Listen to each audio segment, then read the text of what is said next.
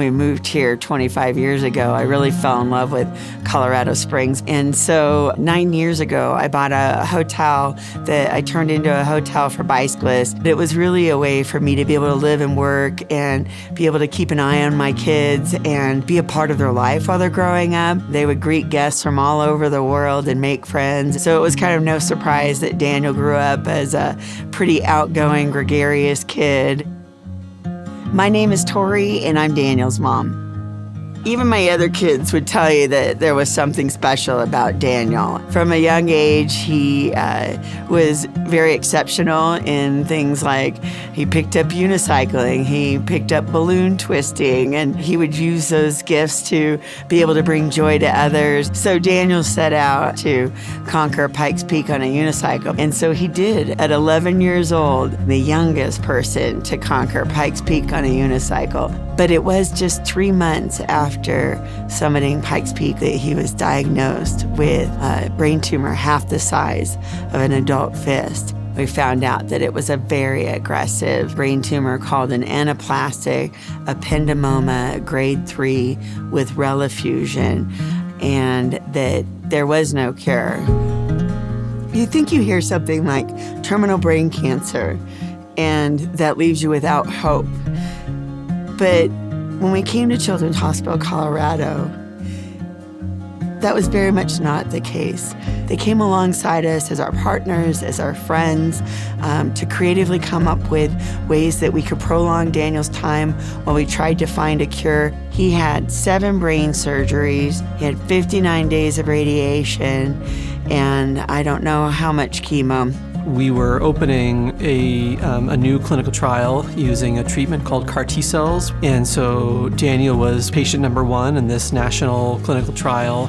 It may not save his life, but would hopefully be the start of something that would be an important component of saving future patients' lives. It just seemed endless, the things that they were able to do to just try one more thing. And when you're battling a terminal disease, that meant the world to us. With multiple times this tumor returned after treatment, it became clearer and clearer to us that we weren't going to be able to cure it. But at that point, our goals moved to how much time can we give this patient and family with good quality of life. If the moon gives up rising, the sun stops it shining, you know you'll have a hand to hold. As we wait on the timing, together we find it. There's more than one way to go home. That was nothing short of a miracle of these doctors being able to so carefully navigate all these treatment options to give us the best Daniel for 7 years. As much as the hospital gave to us, Daniel was very intentional about wanting to give back to the hospital, whether it was giving money from our own charity fundraisers for Daniel to the Children's Hospital, to just being willing to try out new things, all the way to making the decision when we knew that his time and his battle was coming to an end. When he did pass, that we would give the hospital one more opportunity to biopsy all his tumors so that they could find out more from his experience and what his body had gone through.